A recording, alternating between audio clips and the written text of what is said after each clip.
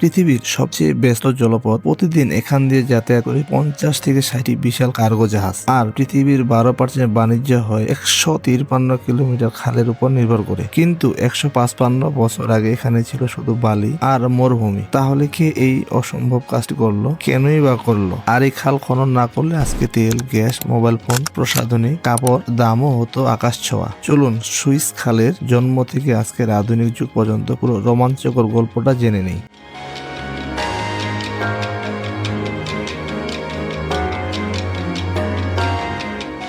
1800 সালের আগে ইউরোপ থেকে এশিয়ায় আসতে চাইলে জাহাজকে আফ্রিকা ঘুরে 2400 কিলোমিটার পথ পাড়ি দিতে হতো। এতে করে সময় লাগতো 3 থেকে 4 মাস। যখন ফরাসি কূটনীতিক ও ইঞ্জিনিয়ার ফার্দিনান্দো লেন্সেস এক বিপ্লবী চিন্তা করলেন, যদি লাল সাগর আর ভূমধ্য সাগরের মধ্যে সরাসরি একটি খাল কেটে ফেলা হয় তাহলে এই দূরত্বটা অনেক কমে আসবে। কিন্তু এই খাল খনন করতে সরাসরি বাধা প্রদান করেন ব্রিটিশরা। তাদের শত বাধা উপেক্ষা করে মরুভূমির বুকে খাল খননের কাজ শুরু হয় 1859 সালে 25 এপ্রিল।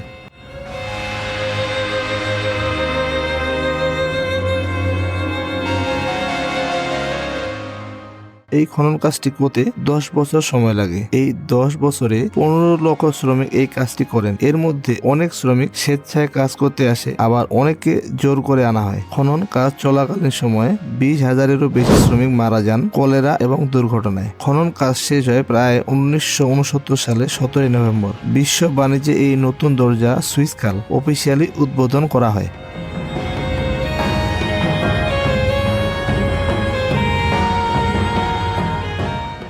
খাল তৈরি হওয়ার পর ইউরোপ থেকে এশিয়ার দূরত্ব কমে গেছে 9000 কিলোমিটার। লন্ডন থেকে মুম্বাই যতটুকু রাস্তা ঠিক ততটাই, যার আগের দূরত্ব ছিল 1950 কিলোমিটার। এর ফলে জ্বালানি, সময়, খরচ সবকিছুই বেঁচে যায়। বিশ্বের 40% জ্বালানি তেল এবং প্রায় 8% গ্যাস সুইস খাল দিয়ে যাতায়াত করে। এই খালটি পুরো বিশ্বের অর্থনীতিতে কতটা ভূমিকা রাখে তা বোঝা যায়। 2021 সালে এভার গিভেন নামে একটি জাহাজ এখানে আটকে গিয়েছিল মাত্র 6 দিনের জন্য। আর তাতে বিশ্ব বাণিজ্যে ক্ষতি হয়েছিল প্রতিদিন প্রায় $576 মিলিয়ন।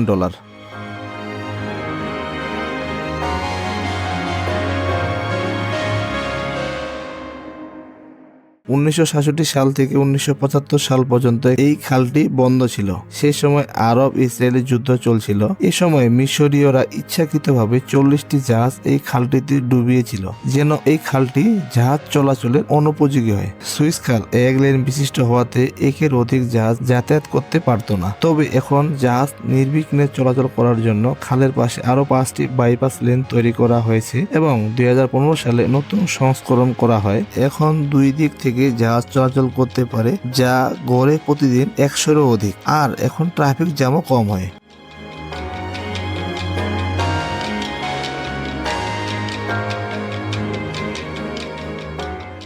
বাংলাদেশে প্রায় 90% আমদানি রপ্তানি এই খাল দিয়ে হয়। চট্টগ্রাম বন্দর থেকে ইউরোপীয় দেশে পণ্য যেতে আগে সময় লাগতো 40 থেকে 50 দিন, যা এখন কমে গিয়ে 20 থেকে 25 দিনে নেমে এসেছে। এতে করে সময়ও অনেক কম লাগে, খরচও অনেক কম হয়। 2024-25 অর্থবছরে মিশর সুইস খাল থেকে আয় করেছেন $10.3 বিলিয়ন, বাংলাদেশি টাকায় 1,20,000 কোটি টাকারও বেশি। এটাই এখন হলো মিশরের অন্যতম বড় আয়ের উৎস।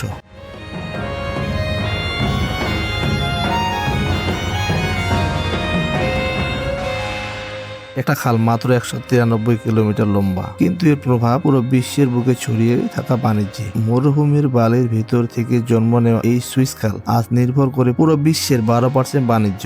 সুইস খাল শুধু পানি আর বালুর মাঝখানে কাটা একটা পথ নয়, এটা হলো মানুষের সাহস, ইচ্ছা শক্তি আর স্বপ্ন দিয়ে তৈরি করা এক মহাকাব্য। যদি ভিডিওটি ভালো লেগে থাকে তাহলে লাইক করুন, শেয়ার করুন আর কমেন্টে জানিয়ে দিতে ভুলবেন না। তো দেখা হবে পরের কোনো ভিডিওতে। ধন্যবাদ।